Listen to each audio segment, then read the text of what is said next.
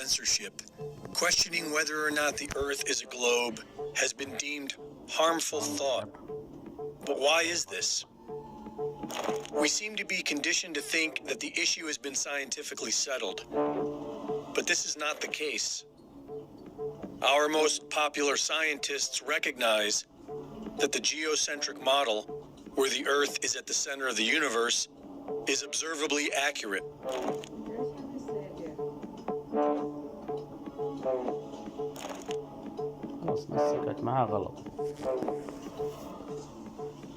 Edwin Hubble and Stephen Hawking went as far as to say that they reject the geocentric model not based on scientific reasoning, but rather because they find the thought of being at the center of the universe to be emotionally disturbing. Physicist George Ellis stated that you cannot disprove the geocentric model. You can only exclude it on philosophical grounds. The Michelson-Morley experiment in the 1880s proved the Earth was stationary, and Albert Einstein claimed this was a serious embarrassment and intended to disprove it with his relativity theory, but later admitted that he had failed to do so. We are conditioned to think that the heliocentric model is scientifically superior to the geocentric model. But when we apply scientific reasoning, we discover that this is not true. Contrary to popular thought, the scientific community has disputed the heliocentric model for centuries, such as the Earth's curvature. According to the heliocentric Earth model, the Earth is 24,000 miles in circumference. And if one were standing at sea level, they should only be able to see less than 3 miles before the surface of the Earth curves out of view. But this has been proven to be false for centuries. From the Bedford Level experiments of 1838 to modern photography. This photograph of Chicago was taken almost 60 miles away from Grand Mere State Park in Michigan. On a spherical Earth, this would be impossible. Using the Pythagorean theorem and the current dimensions of the Earth, the top of the tallest skyscraper should be 900 feet below the observable horizon. Local news explained this anomaly by claiming the image was a mirage. And what you're seeing here is a mirage. We typically would not be able to see this from the Lake Michigan shore. We talked about this last night. Conditions are right on the lake that we're actually seeing a mirage. They claimed that somehow light refraction and perfect weather conditions are responsible for creating a photorealistic mirage of the Chicago skyline appearing to sit on the flat horizon from almost 60 miles away.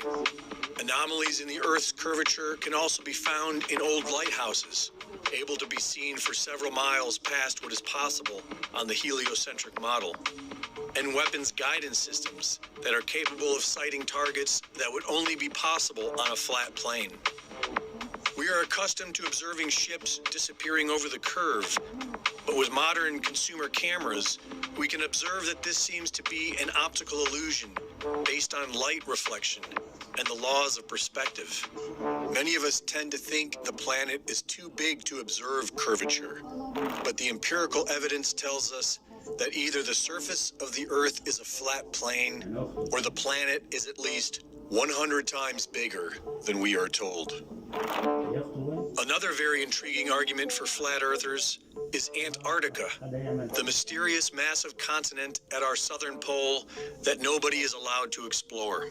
After sailing over 60,000 miles along the Antarctic coastline, Captain Cook was never able to complete the journey around the ice continent, which is supposed to be just under 12,000 miles around.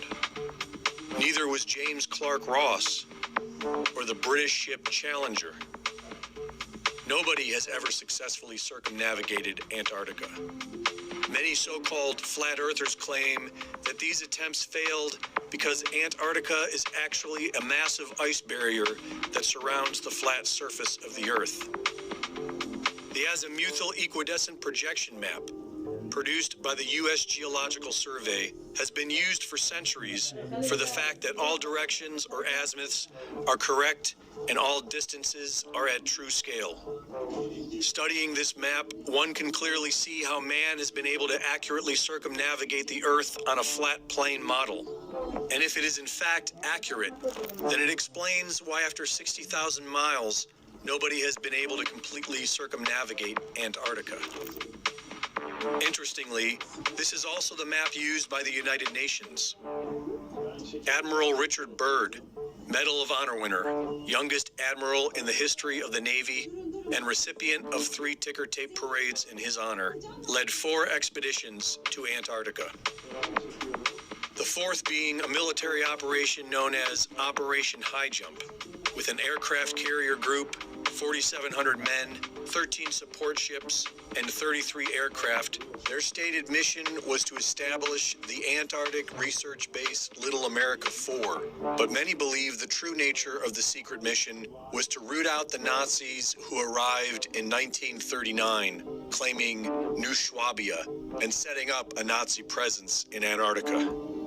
In 1954, Admiral Richard Byrd spoke on TV of an area bigger than the United States with valuable resources and announced a future of international exploration. Our very distinguished guest for this evening is Admiral Richard E. Byrd. Strangely enough, there's left in the world today an area as big as the United States that's never been seen by a human being.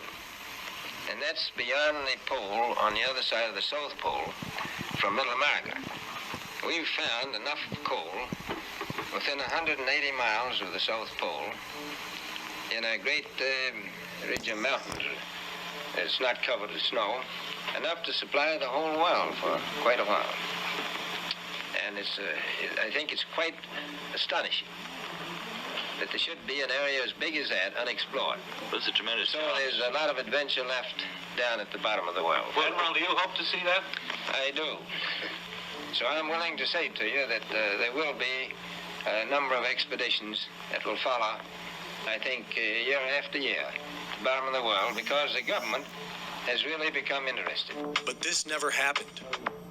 In 1957, Admiral Byrd died in his sleep of a heart ailment at the age of 68. And on December 1st, 1959, all 12 countries active in Antarctica signed a United Nations treaty that outlawed all public travel south of the 60th southern parallel. This was the same time that NASA was formed. The world's attention was pulled away from exploring Antarctica and directed firmly on the moon. In 1962, a series of high-altitude nuclear tests was carried out by the United States.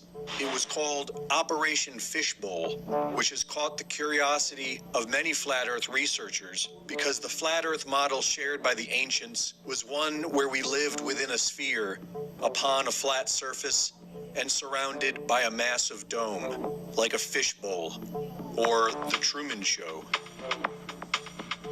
In 2012, the secret lost diary of Admiral Richard E. Byrd was published, wherein Admiral Byrd allegedly claimed to enter a hollow Earth through a hole in the center of Antarctica and meet with an advanced alien civilization. The diary provides no evidence of being authentic, and many would suggest that it portrays the distinguished admiral as a crackpot and strange tales of Antarctica as fantasy.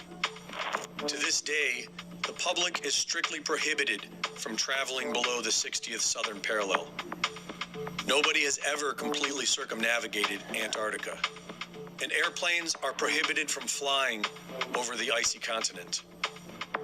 What are they hiding? There is now talk of investing trillions of dollars to explore Mars. Why not Antarctica?